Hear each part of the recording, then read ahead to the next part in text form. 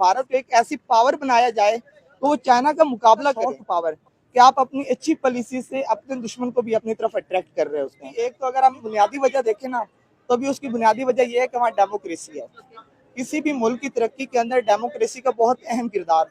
अक्सर जब भी लोग आवाम अपना हक मांगने के लिए बाहर निकलती है, तो जो हुकूमतें होती हैं उसको बगावत का नाम देकर चलने की कोशिश करती हैं।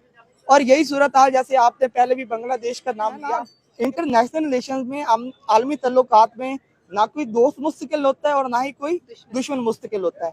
जो मुस्तकिल होता है वो सिर्फ आपका मफाद होता है तमाम। अब वो जो प्रोडक्शन कर रहा है उसने कोई उसके लिए मार्केट भी ढूंढनी है, और इंडिया बहुत बड़ी मार्केट है बेशक। बाकी जहाँ तक बात होती है उनका मुकाबला करने की, तो अल्हम्दुलिल्लाह हम आज भी इंडिया का मुकाबला कर रहे हैं। अगर हम ये पिछले दिनों वार देखें जो मई के अंदर इंडिया और पाकिस्तान की वार हुई है, तो हमने बड़ी बुरी तरह से शिकस्त दी है इंडिया को। इस वक्त दुनिया के जो डेवलप कंट्रीज हैं वो इंटरनेट की रसाई को भी लोगों को बुनियादी जरूरत करार दे चुके हैं, ठीक है।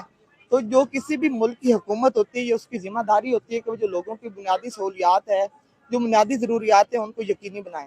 लेकिन यहाँ बदकिस्मती से जो हमारे अंडर डेवलप कंट्रीज होते हैं या डेवलपिंग कंट्रीज होते हैं, उन पे जो अवाम की ज़रूरियात होती हैं उनको नज़रअंदाज कर दिया जाता है।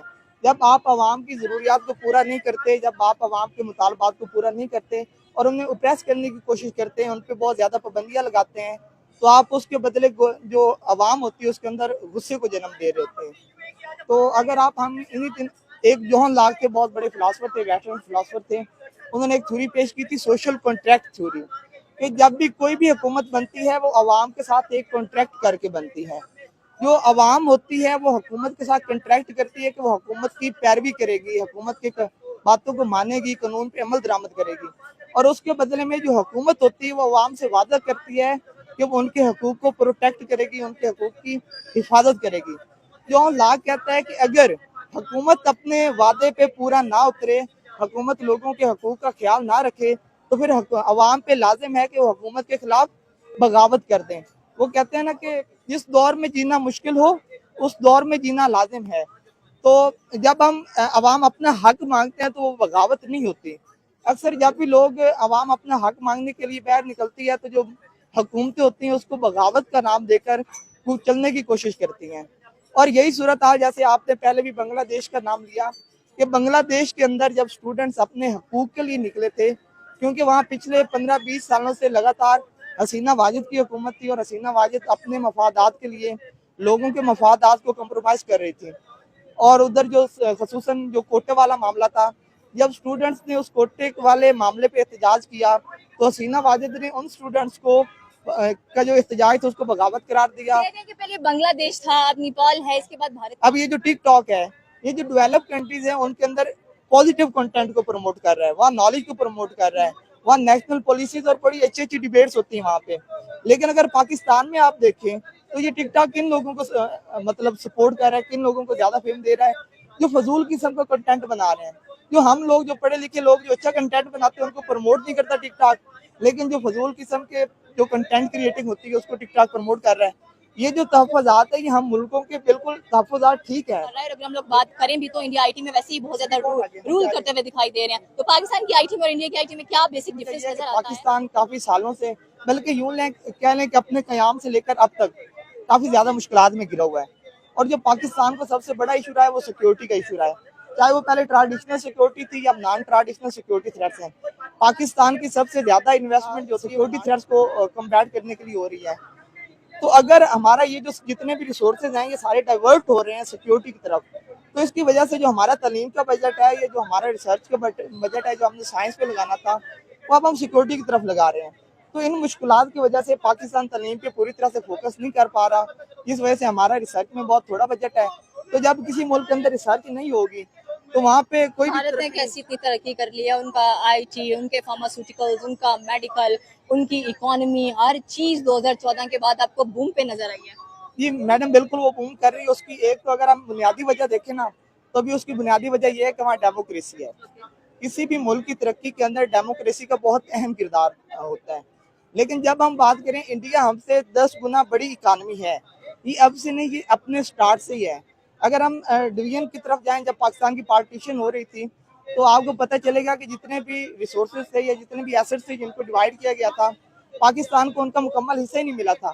पाकिस्तान की इस समय 750। मतलब आप कह रहे हैं कि भारत ने चीटिंग की है शुरू से? हाँ, भारत ने शुरू से ही हमसे चीटिंग की, हद तक कि यूं कह लें उस वक्त पूरे इंडिया के अंदर जो उस वक्त हम ऐसे क्यों सोचते हैं कि इन्होंने हमसे चीटिंग किया, जबकि ठीक है कुछ ना कुछ तनाज़ात होते होंगे, लेकिन अब हम एक बड़ी इकोनॉमी के साथ अपना कंपैरिजन करते हैं कि नहीं करते? अभी भी करते हैं, हम उसको दुश्मन भी मानते हैं, लेकिन अब वो सेमी कंडक्टर्स की चिप्स बना रहा है, वो अपना सोशल मीडिया बना रहा है, वो अपने जेट्स बना रहा है, और हम अभी भी कह रहे हैं कि उन्होंने हमारे साथ ज्यादती कर दी। जी मैडम, वो ज्यादती तो उन्होंने की है। मतलब मैं आपको वही मिसाल आगे देने जा रहा, जिस वक्त ये ब्रिटिश इंडिया के अंदर टोटल 610 इंडस्ट्रीज थी, उनमें से सिर्फ 10 इंडस्ट्रीज ऐसी थी जो पाकिस्तान के हिस्से में आई थी, बाकी 600 इंडस्ट्री शुरू से इंडिया के अंदर थी। हमें उन्होंने जस्ट शेयर शुरू से नहीं दिया। बाकी जहाँ तक बात होती है उनका मुकाबला करने की, तो अल्हम्दुलिल्लाह हम आज भी इंडिया का मुकाबला कर रहे हैं। अगर हम ये पिछले दिनों वार देखें जो मई के अंदर इंडिया और पाकिस्तान की वार हुई है, तो हमने बड़ी बुरी तरह से शिकस्त दी है इंडिया को।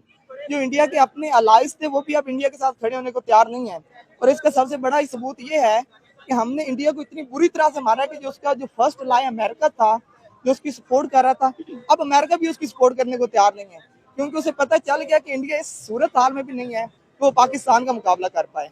और हमने वो कम से कम पिछले 15 से 20 दिनों से तैयारी कर रहा था जंग की। उसने लगातार ड्रिल्स किए हैं कि हमने वार के दिनों में कैसे सर्वाइव करना है, और पाकिस्तान ने कोई इस तरह की ड्रिल्स नहीं की। लेकिन पाकिस्तान ने सिर्फ एक दिन के अंदर इंडिया को ऐसा जवाब दिया है कि इंडिया मजबूरन भागा अमेरिका की तरफ कि हमें बचाया जाए।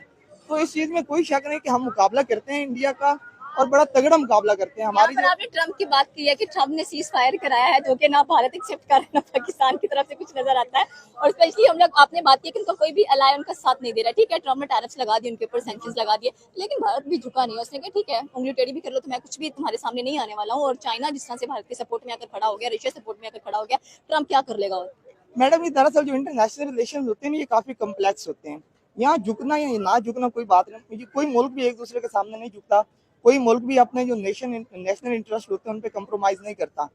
लेकिन अमेरिका, आप उसी ट्रंप की हम दोबारा बात कर लें, ट्रंप ने उस एससीओ कॉन्फ्रेंस के बाद एक ट्वीट किया था। उसने कहा था कि भारत ठीक है, आप एक्सेप्ट नहीं करते कि मैंने आपकी सुलह करवाई है, लेकिन आपको ये एक्सेप्ट करना होगा कि मैंने आपको बहुत अच्छा दोस्त दिया है, चाइना।